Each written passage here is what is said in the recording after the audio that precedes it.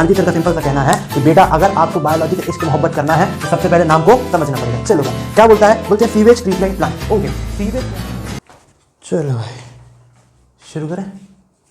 चलो so hello everyone, welcome to Mishri classes. और आज के इस वीडियो लेक्चर में हम देखेंगे माइक्रोब्स इन ह्यूमन वेलफेयर का नेक्स्ट पार्ट, जो कि आज का हमारा टॉपिक है एक बड़ा ही important topic, that is sewage treatment plant.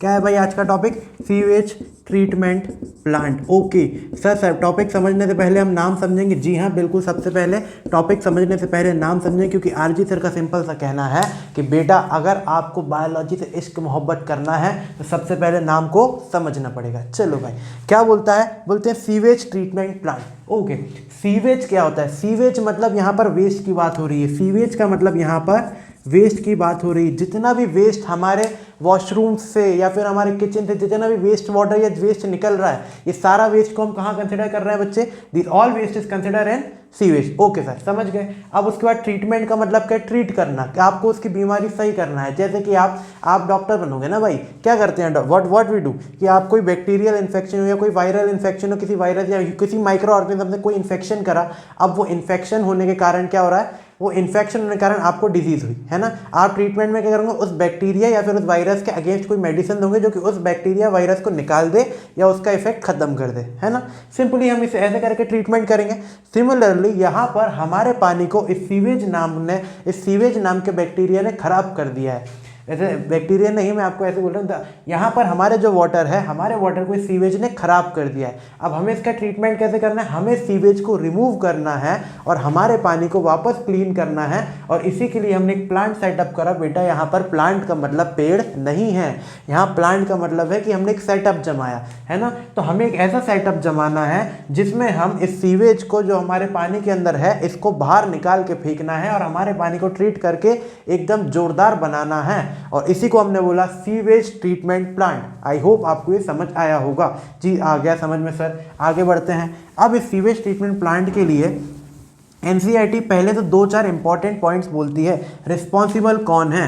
The ministry of, तो लाइन आती है एनसीईआरटी लिखती है आपकी, the ministry of environment, the ministry of environment and forestry, the ministry of environment and forestry के अंडर ये आपका पूरा सीवेज ट्रीटमेंट प्लांट चलता है। इन्होंने रिसेंटली 2 प्लान्स कौन कौन से चलाए थे एनसीईआरटी के हिसाब से?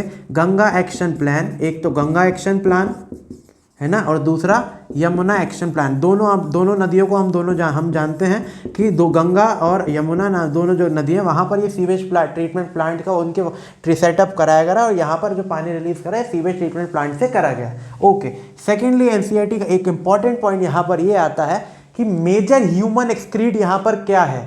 मेजर ह्यूमन मतलब मेजर यहाँ पर सीवेज क्या है? मेजर सीवेज को एनसीईआरटी लिखते हैं ह्यूमन एक्सक्रीट। सबसे बड़ा जो सीवेज है यहाँ पर कंसिडर करके चलेंगे हम, वो होगा ह्यूमन एक्सक्रीटा, है ना। These are some important point जो कि एनसीईआरटी स्टार्टिंग में लिखती है। And what is the sewage treatment plant? A plant, a setup which is used to treatment of the sewage or which is made for the removal of the sewage, है ना, which is used for the removal of the sewage for cleaning purpose of the water। पानी को साफ करना है, sewage को निकालना है, इसके लिए हमने एक प्लांट सेटअप करा। इसी को हमने क्या बोला? Sewage treatment plant. Okay sir समझ गए। अब इसको हम आगे की तरफ में देखते हैं क्या होता है, कैसे ये ट्रीटमेंट करते हैं। पूरा ट्रीटमेंट हम देखेंगे इस प्रोसेस पे। चलिए तो ट्रीटमेंट जो है यहाँ पर ट्रीटमेंट लिख देते हैं भाई। सीवेज ट्रीटमेंट कैसे करेंगे? ट्रीटमेंट यहाँ पर 2 स्टेप्स में होगा। कितनी स्टेप्स में होगा? ट्रीटमेंट होगा यहाँ पर टोटल 2 स्टेप्स में होगा। पहला होगा हमारा यहाँ पे प्राइमरी ट्रीटमेंट। पहला क्या होगा यहाँ पर हमारा? प्राइमरी ट्रीटमेंट, है ना, प्राइमरी ट्रीटमेंट। और सेकेंड हमारा होगा यहाँ पे सेकेंडरी ट्रीटमेंट, है ना। Primary treatment and secondary treatment, ऐसे करके 2 भागों में हमारा ट्रीटमेंट जो है वो पूरा डिवाइडेड है। ओके सर समझ गए। अब प्राइमरी ट्रीटमेंट में हम क्या करेंगे? प्राइमरी ट्रीटमेंट में हम जनरली क्या कर रहे होंगे, जो एक ऊपरी कचरा है जो हम we can directly seen by naked है, हमें ही पता है कि यार एक खराब पानी में क्या होता है, एल्गी होगी उसमें थोड़ी बहुत, है ना, उसके अंदर धूल मिट्टी होगी, कंकड़ होंगे, पत्थर होंगे, this all is removed in the primary treatment. और सेकेंडरी ट्रीटमेंट में उसके अंदर जो माइक्रो ऑर्गेनिजम्स होंगे, उसके अंदर जो ऑर्गेनिक मैटर होगा, ये जो ह्यूमन एक्सक्रीट होगा, जो मिल्क गया होगा, जो हम देख नहीं पा रहे हैं एक तरीके से नेकेड आइज से, ये पूरा हम कहाँ पर रिमूव करेंगे, सेकेंडरी ट्रीटमेंट में रिमूव करने वाले हैं। ओके सर, समझ गए। अब प्राइमरी ट्रीटमेंट में आपके 2 स्टेप्स मेजर आती हैं। प्राइमरी ट्रीटमेंट में अगर मैं आपके बात करूँ तो प्राइमरी ट्रीटमेंट में आपके 2 स्टेप्स मेजर आती हैं। First is your filtration, first is your filtration, है ना, and second is your sedimentation. यहाँ पे आपकी फिल्टरेशन एंड देन आपकी आती है सेडिमेंटेशन। ओके सर, डन, समझ गए। और सेकेंडरी ट्रीटमेंट की अगर मैं बात करूँ तो आपके यहाँ पे 3 टैंक्स आएंगे। यहाँ पर आपकी स्टेप्स नहीं देखेंगे, यहाँ पर आप क्या देखेंगे, यहाँ पर आपके टैंक्स आएंगे। यहाँ पर 3 टैंक्स आएंगे आपके। पहला टैंक आपका होगा कौन सा, first will be your aeration tank, first will be your aeration tank, second will be your settling tank, second will be your settling tank, और तीसरा आपका जो टैंक रहेगा यहाँ पे वो रहेगा anaerobic sludge digester, anaerobic sludge digester, anaerobic sludge digester. और ऐसे करके हम ट्रीटमेंट करेंगे। सबसे पहले हम फिल्टरेशन के प्राइमरी ट्रीटमेंट में एक ही टैंक के अंदर ही पूरा काम करा रहे होंगे हम, ठीक है। उसके बाद यहाँ पे अगले इसमें 3 टैंक रहेंगे, तीनों में प्रोसेसेस होंगी अलग अलग, और ऐसे करके हमारा जो पूरा प्रोसेस है वो कंप्लीट हो जाएगा। आई होप आपको ये वाला आ गया होगा समझ में। आगे बढ़े, चलो अब हम देखते हैं क्या होता है एक्चुअल में प्राइमरी ट्रीटमेंट में। देखिए समझो, मैं आपको एक चार्ट ड्राइंग करके समझाता हूँ भाई। देखो ये हमारा प्राइमरी ट्रीटमेंट का टैंक आ गया।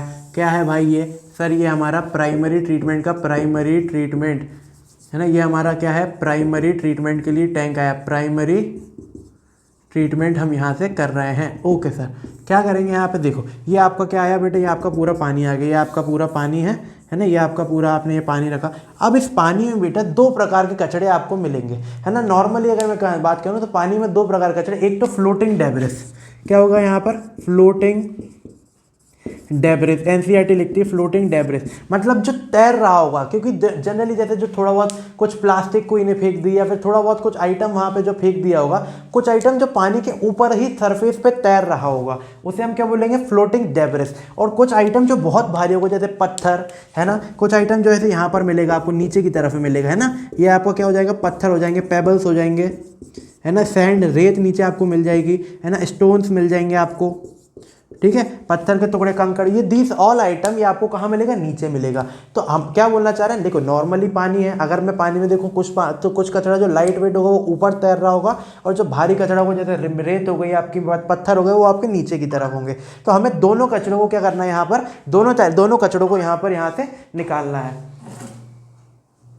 ठीक है। ओके सर, समझ गए। अब यहाँ पर हम क्या करेंगे, फ्लोटिंग डेब्रिस को निकालने के लिए हम जो प्रोसेस यूज करेंगे, डेट विल बी फिल्टरेशन। क्या होगा प्रोसेस यहाँ पर, फिल्टरेशन। फिल्टरेशन मतलब हम यहाँ पर क्या करेंगे, यहाँ पर एक तरीके से हम यहाँ पर एक छन्नी लगा देंगे, ऐसे समझ लो अभी आप, यहाँ पर हम छन्नी लगा देंगे। छन्नी क्या करती है, जैसे हम चाय को छानते हैं ना, ये छन्नी लगाई, ये चाय डाली, चाय पत्ती उसकी जो ऊपर आ गई, चाय नीचे रह गई। सिमिलरली यहाँ पर हम छन्नी लगा देंगे। छन्नी में क्या होगा, जो कचरा होगा वो पूरा ऊपर की तरफ आ जाएगा, वो पूरा कचरा निकाल लिया जाएगा, फ्लोटिंग जो कचरा होगा, और बाकी का जो बचा हुआ पानी रहेगा वो नीचे की तरफ चला जाएगा, है ना। फिल्टरेशन आपको समझ आया होगा, आ गया, बिल्कुल आ गया।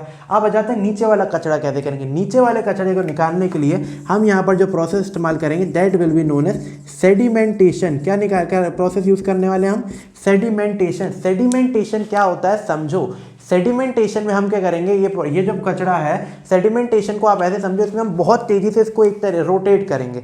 जब बहुत तेजी से रोटेट करेंगे तो भारी भारी चीज़ें पूरी नीचे हो जाएंगी, और हल्की हल्की चीज़ें पूरी क्या हो जाएंगी, ऊपर की तरफ में आ जाएंगी। भारी भारी चीज़ें कैसी हो जाएंगी, नीचे आ जाएंगी। जब बहुत तेजी से रोटेट करेंगे, हल्की चीज़ें पूरी ऊपर आ जाएंगी, है ना। तो हम जो भारी चीज़ें हैं उनको नीचे ही रहने देंगे, और जो ऊपर का फ्लूइड है, ये ऊपर जो हमारा निकलेगा, इसको हम अगले टैंक में ट्रांसफर कर देंगे। यहाँ पर ये लिखता है, यहाँ पर एनसीईआरटी लिखती है कि जो ऊपर जो फ्लूइड है, इसको हम क्या बोलेंगे, इसको बोलेंगे सुपरनेटेंट, इसको हम बोलेंगे सुपरनेटेंट, या फिर एनसीईआरटी बोलते हैं हम इसे इफ्लुएंट बोलेंगे।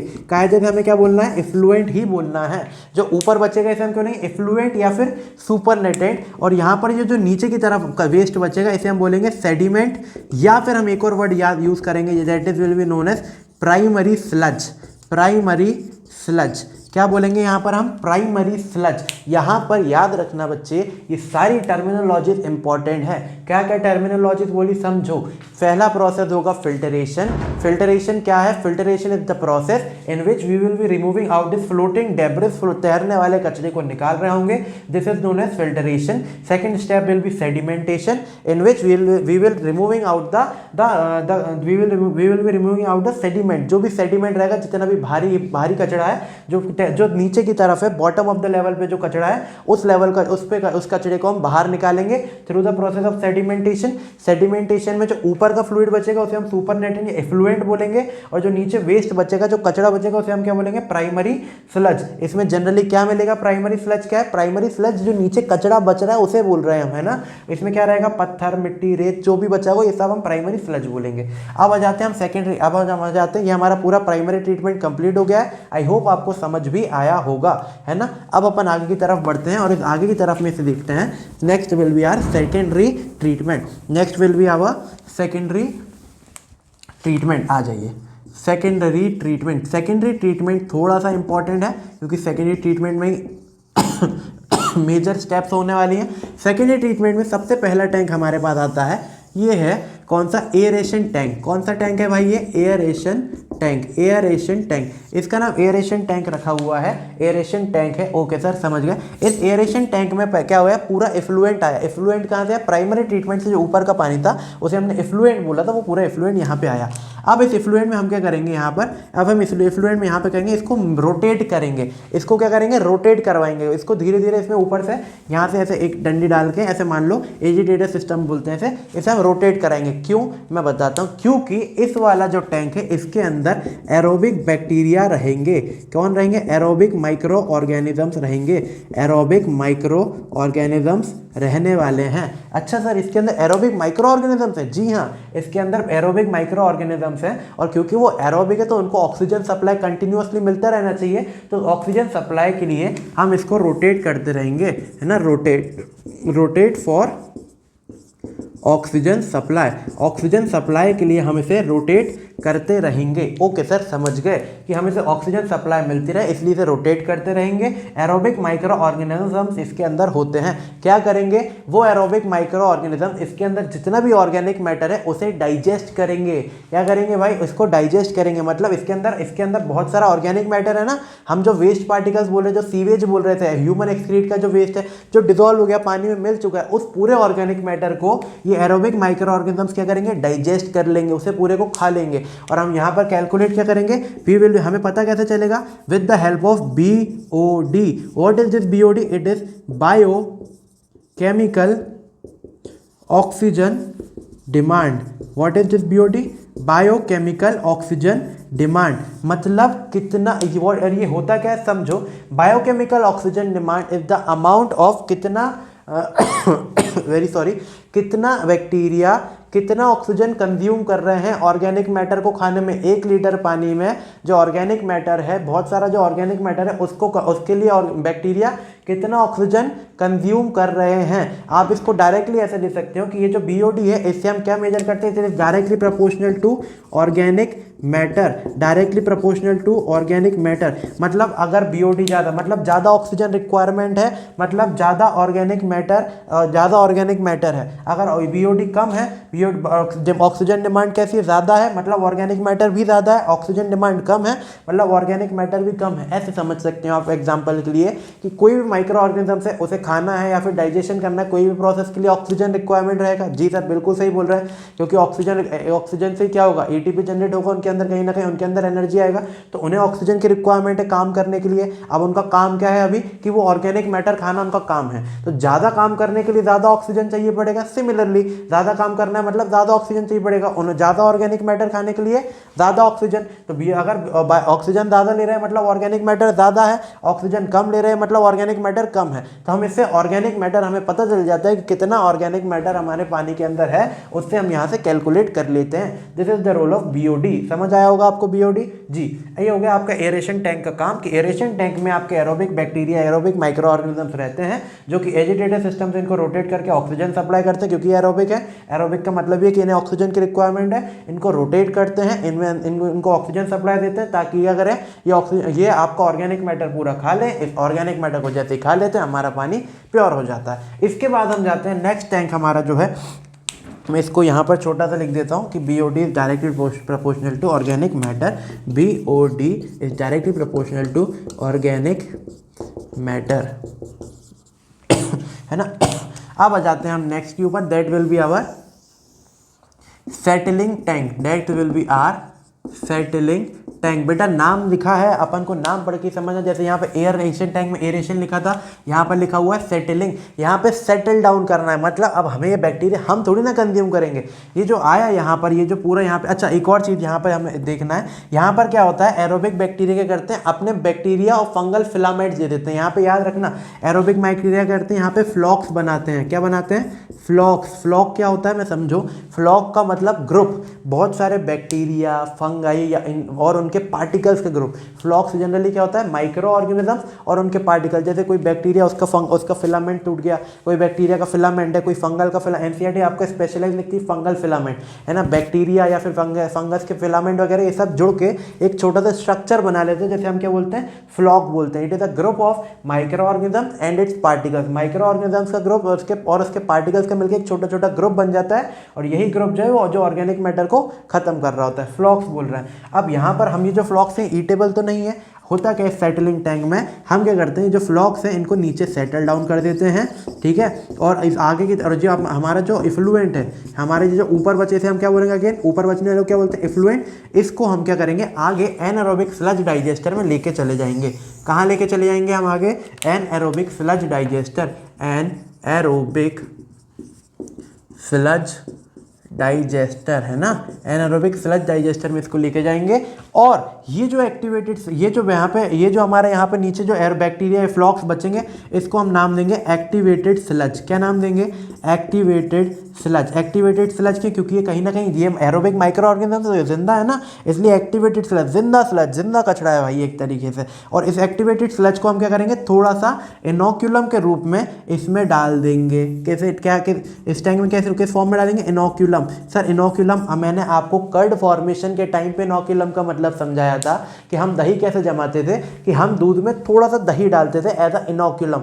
मतलब इनोक्यूलम मतलब इनिशिएशन, स्टार्टिंग के लिए, शुरुआत करने के लिए। मतलब हमने वो थोड़ा सा दही डाला, उस थोड़े से दही में क्या थे, कुछ लैक्टोबैसिलस थे जो कि उस दूध के अंदर प्रोटीन का खाएंगे, डाइजेस्ट करेंगे और रिप्रोडक्शन करके और लैक्टोबैसिलस ग्रो कर। मतलब हमें कुछ तो सोर्स डालना पड़ेगा ना, थोड़े से लैक्टोबैसिलस तो डालना पड़ेगा ना, तब जाके तो उसमें और लैक्टोबैसिलस आएंगे, उसे हमने इनोक्यूलम बोला। तो अब ऐसे इस टैंक में हम क्या करेंगे, थोड़े से माइक्रो ऑर्गेनिजम्स को, एक्टिवेटेड स्लज को थोड़ा सा इनोक्यूलम के रूप में, थोड़ा सा शुरुआत के तौर पे इसमें डाल देंगे, और फिर जैसे ही ऑर्गेनिक मैटर आ गई उसे खा के रिप्रोड्यूस करेंगे और बहुत सारे हो जाएंगे, है ना। आई होप आपको समझ में आ रहा होगा। तो एक्टिवेटेड स्लज को इनोक्यूलम के तौर पे यहाँ पे डाल रहे होंगे थोड़ा सा, है ना। अब इसके बाद क्या होगा, ये जो इफ्लुएंट पूरा एनारोबिक स्लज में आया, तो यहाँ पे कौन से बैक्टीरिया मिलेंगे आपको, यहाँ पर आपको मिलेंगे एनएरोबिक बैक्टीरिया।